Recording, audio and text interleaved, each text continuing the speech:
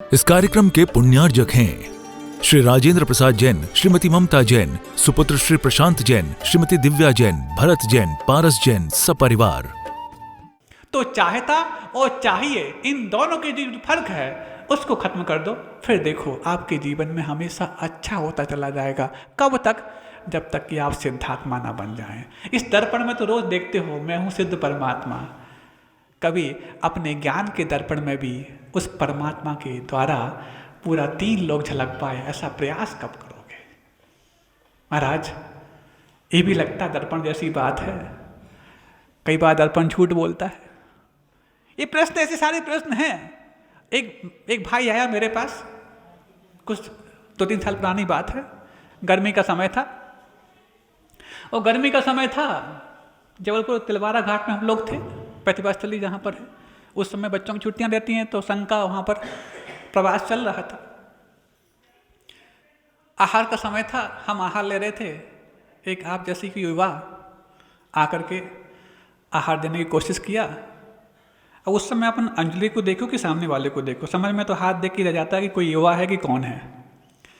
तो उसने दिया, तो उसके हाथ से ऐसे दे रहा, हम समझे कोई वृद्ध होगा, लेकिन वृद्ध के हाथ में झुर्रियाँ होती हैं, इसके हाथ में तो युवाओं जैसी स्किन है।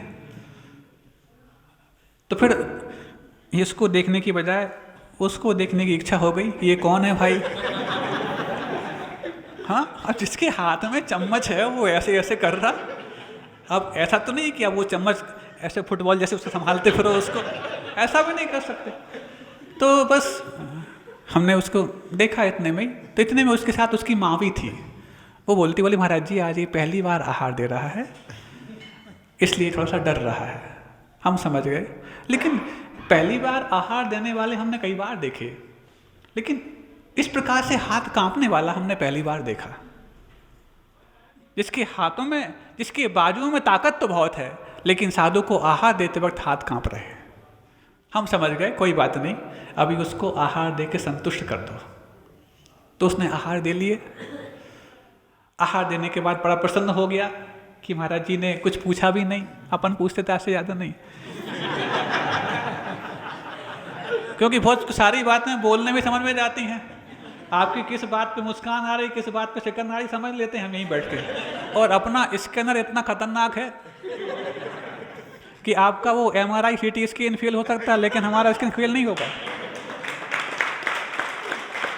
तो सुनो, समझ लिया उसको अपन ने, इसको संतुष्ट कर दो पहले। संतुष्ट जैसी हो गए, बड़ी उत्साह के साथ अब छोड़ने भी आ गया। और यदि उससे कुछ पूछने लग जाते तो वहीं छोड़ के चला जाता। छोड़ने आ गया जैसी। गर्मी का समय था, आके बैठा। जैसे हम आके बैठे, सामने बैठ गया, सब लोग आए थे, चौके वाले सब। हमने कहा भाई आज आपके हाथ बहुत कांप रहे थे। हाँ महाराज जी, आज मैंने पहली बार आहार दिया। अब देखो वो बोलने लगा, क्योंकि हम भी बोलने लगे। हाँ, हमने कहा पहली, वो तो आपकी माँ बता रही थी कि आपने पहली बार आहार दिए, लेकिन आपके हाथ जो कांप रहे थे, ऐसे हाथ कांपने वाला मैंने पहली बार देखा। अब देखो, जैसे ही उसने ये सेंटेंस सुना, उसने अपना पैंतरा बदला है। जब काम पूरा हो गया तो पैंतरा बदलना आसान हो जाता है। होता कि नहीं होता? कुछ लोग हंस रहे हैं। तो महाराज जी, कहीं आप ये तो नहीं कह रहे कि मैं मंदिर जाता कि नहीं जाता,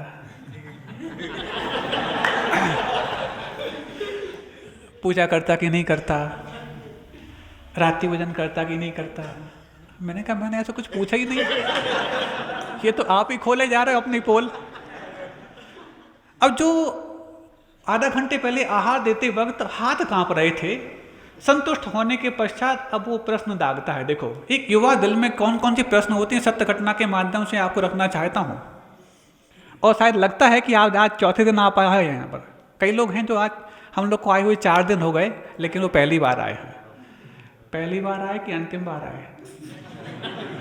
क्यों पहली बार आए कि अंतिम बार आए हो? और लगे कि आज कुछ लेके जाओगे तो ये पहली बार आना माना जाए, अंतिम बार आना ना माना जाए। कोई आपको नियम नहीं दिया जाएगा, क्योंकि सामने वाला आपको बांधेगा तो ये बंधन माना जाएगा, और आप स्वयं बंधेंगे तो ये संयम माना जाएगा। बंधन हमेशा दबाव, असहजता और संक्लेश पैदा करता है और संयम हमेशा उत्साह, उमंग और परिणामों की निर्मलता से भर देता है।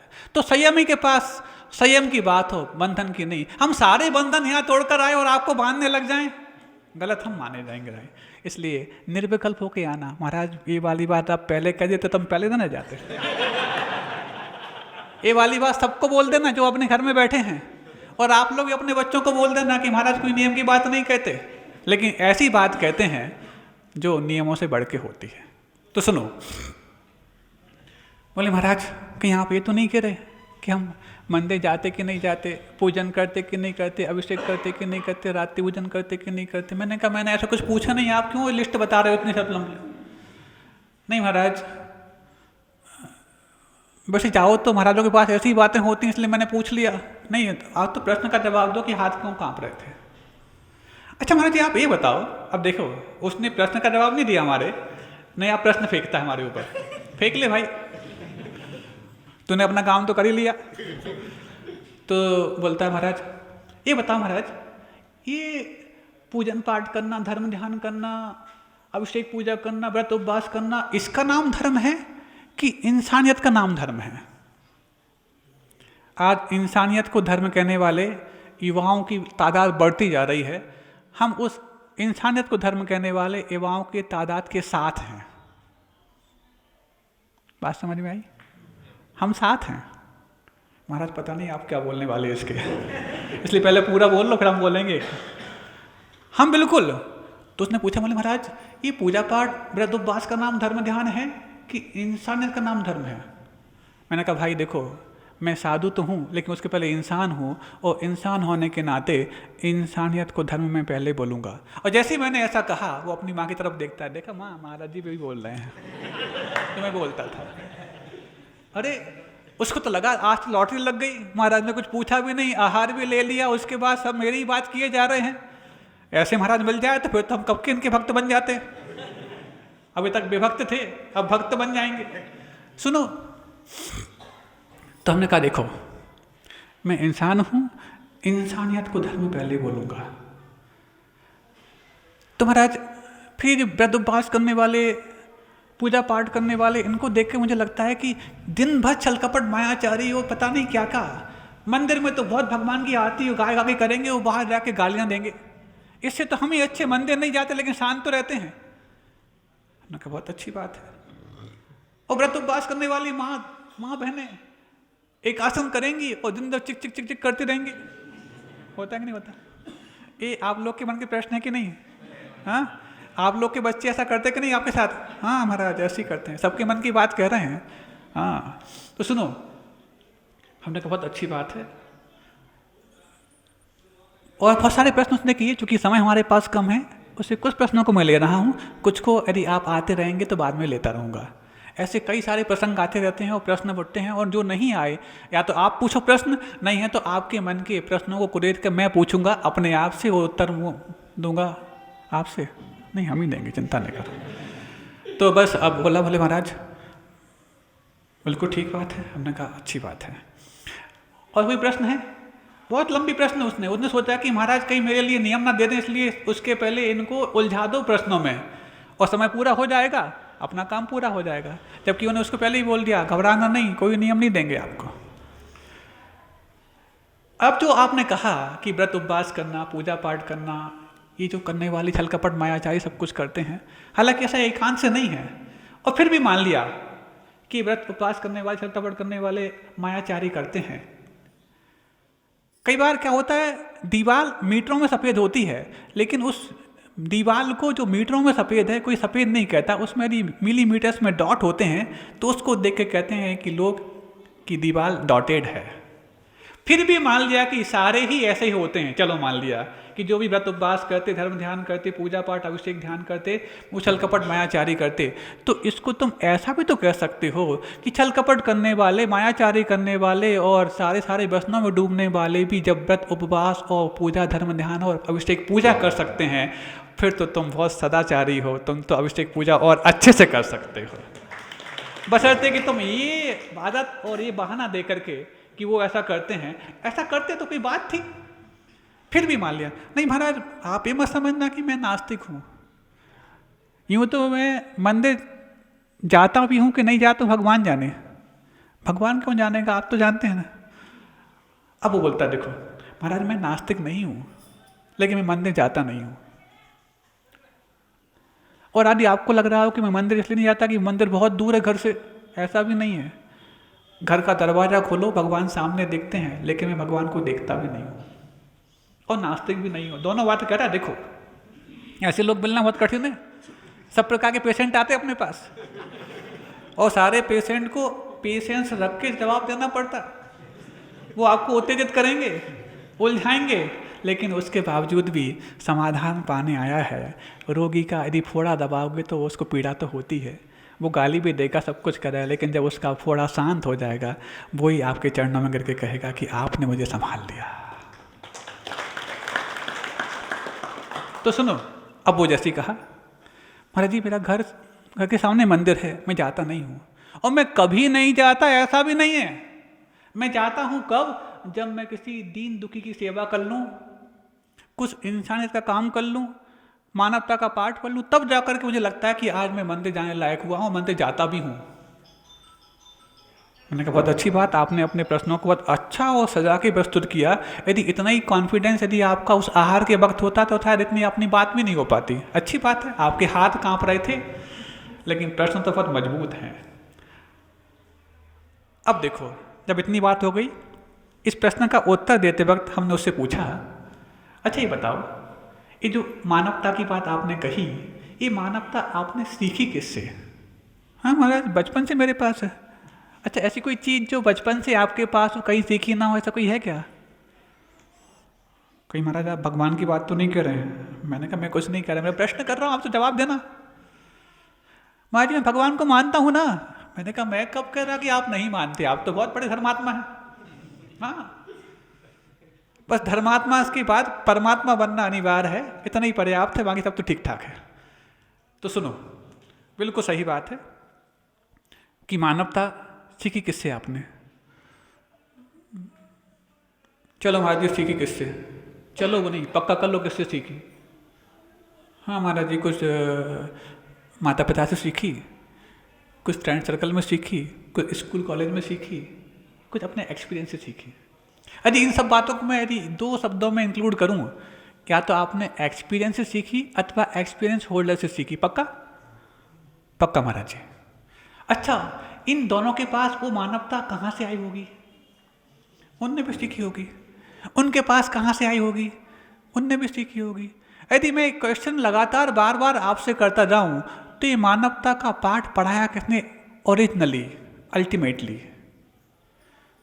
कहीं यार महाराज जी भगवान की बात तो नहीं कर रहे हैं। मैंने कहा अरे यार तुम तो पीछे ही पड़ गए भगवान के। आप तो बताओ ना, प्रश्न का उत्तर दो। चलो महाराज जी भगवान ने। चलो क्यों, पक्का कर लो, या तो भगवान ने या किसी और ने। कोई और है तो बेधड़क के जब तुम प्रश्न बोल सकते हो तो बेधड़क के उत्तर भी तो दो। नहीं महाराज जी पक्का, उन्हें नहीं बताया। कैसे बताया? नहीं महाराज जी इतना तो मुझे विश्वास है भगवान पर। हमने कहा आपके विश्वास को मैं थोड़ा सा शब्द देना चाहता हूँ। उन्हीं ने बताया कि परस्परोपग्रहो जीवा नाम, ये मानवता का सूत्र। उन्हीं ने बताया अहिंसा परमो धर्म, ये मानवता का सूत्र। उन्हीं ने बताया दया धम्मो दया विशुद्धो, ये मानवता का सूत्र। उन्हीं ने बताया उत्तम क्षमा मार्दव आर्जव वादव जो 10 लक्षण धर्म, ये मानवता का सूत्र। उन्हीं ने बताया कि धरती धर्म, ये मानवता का सूत्र। ऐसे हजारों लाखों अनंतों मानवता के सूत्र उन्हीं ने तो बताए हैं। पक्का? महाराज जी मुझे विश्वास है। अच्छा चलो कोई बात नहीं, आपको इतना तो विश्वास है कि मानवता का पाठ आपने सीखा अल्टीमेटली किससे? भगवान से, सर्वज्ञ से। अब मैं यदि किसी बच्चे से कुछ सीख लूँ, उसको थैंक्स नहीं बोलता क्या? हाँ बोलता हूँ। जब मैं छोटे से बच्चे से कुछ छोटी सी बात सीख लेता हूँ तो उसको धन्यवाद बोलता हूँ, थैंक्स बोलता हूँ। और मैंने पूरे जीवन के मानवता का पाठ जिससे सीखा हो उसको थैंक्स भी ना बोलूँ तो मेरे पास मानवता है क्या? ये तो पहली मानवता है कि मैं जिससे कुछ सीखता हूँ उसके सामने जाकर के सजदा कर लेता हूँ, सर झुका देता हूँ, बो डाउन कर देता हूँ। और जिसके पास ये पहली मानवता नहीं आ पाई उसके पास बाकी मानवता से बातों में है। और किसी प्रकार से नहीं। अब वो इतनी बात हो गई, हमारा समय पूरा हो गया, हम भक्ति के लिए चले गए और वो भी चला गया, क्योंकि कोई नियम कानून की बात तो अपने पास थी नहीं, आज भी नहीं। अगले दिन दोपहर का वक्त था, लू चल रही थी, गर्मी का समय था। उसको लगा कि सुबह टाइम जाएंगे कि लोग बहुत सारे मिलते हैं, पता नहीं कोई एक आध प्रश्न में अपन फंस गए तो इंसल्ट हो जाएगी, इसलिए अच्छा है कि दोपहर के समय चलेंगे, जब महाराज जी अकेले मिलेंगे। तो पहुंच गया, दोपहर में आया, बोले महाराज जी नमोस्तु। हमने कहा पहचाना? हमने कहा कल ही तो आप तो आए थे, मानवता के मसीहा। क्यों, कैसे आए?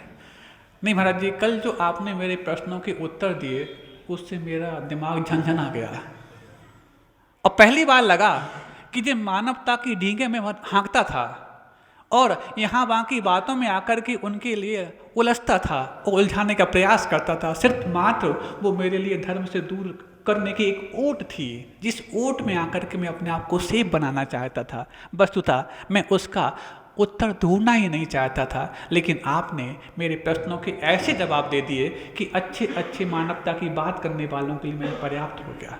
बहुत सारे प्रश्न थे उसके, जो मैं समय आने के बाद बताऊंगा आपको। महाराज जी, तो हमने कहा आप क्यों आए? आज मैं आपके सामने मानवता का पहला पाठ मैं रोज पढ़ूंगा, ऐसा संकल्प लेने आया हूं। बात समझ में आई? ये पहली मानवता है कि जिससे मैंने मानवता सीखी हो, उसको सजदा करूं, उसको नमस्कार करूं। इसी का नाम तो देव दर्शन है। अरे जिन्होंने मेरे लिए रास्ता बता दिया, ऐसे शास्त्रा से मेरा वास्ता यदि आस्था का नहीं हो पाया तो किस काम का मेरा ये माथा? ये माथा है, ऐसा नहीं कहीं भी जाके फूट जाए। माथा तो माचिस की तीली में भी होता है, लेकिन रगड़ो तो जलता है।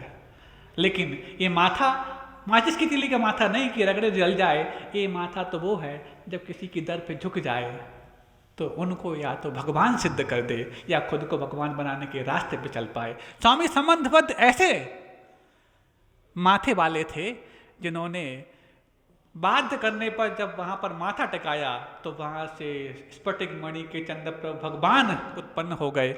ऐसा जिनके नमस्कार में चमत्कार होता है। चमत्कार को नमस्कार करने वाले तो बहुत आते हैं, लेकिन जो नमस्कार में चमत्कार पैदा कर रहे लग जाए वो ऐसे साधु हुआ करते हैं। ऐसे ही साधुओं के वंश के कुछ वंशज आज आपके हिंगोली में हैं, 6 महाराज, और आप लोग चौथे दिन आप आए हैं।